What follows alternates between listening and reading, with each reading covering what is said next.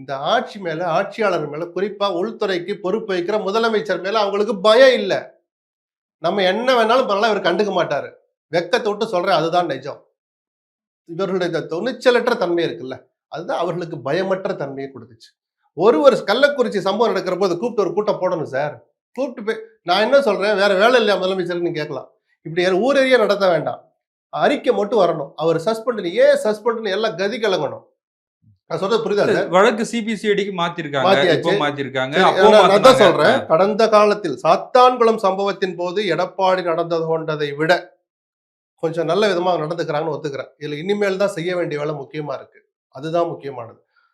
ஸ்டாலின் வந்து அந்த பையனை எப்படியாவது அடிச்சு கொண்டுட்டு எனக்கு ரிப்போர்ட் அனுப்புங்கன்னு சொல்லல. 6 பேர் இல்ல எத்தனை பேர் சேர்ந்து அடிக்கணும் அவர் ஒன்றும் அறிக்கை அனுப்பல.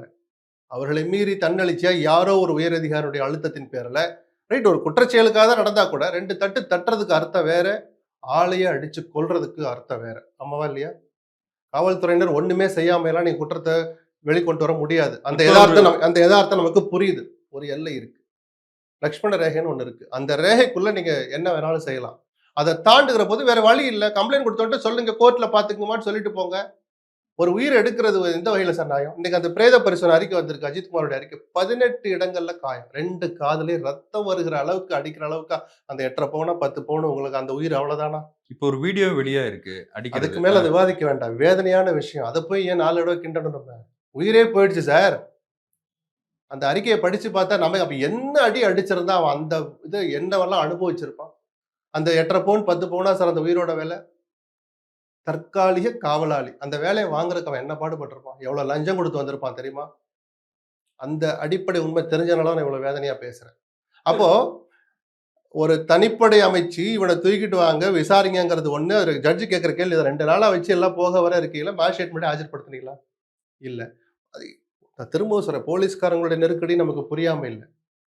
எந்த எல்லை வரைக்கும் பிசிக்கலா நம்ம டார்ச்சர் பண்ணலாம்னு ஒண்ணு இருக்குல்ல. அப்ப மேலிடத்தோட அழுத்தம் இருக்கும் நினைக்கிறேன். மேலிடம்ன்றா நீங்க சார், நீங்க எஸ்ஐக்கு மேல எல்லாமே மேலிடம் தான்.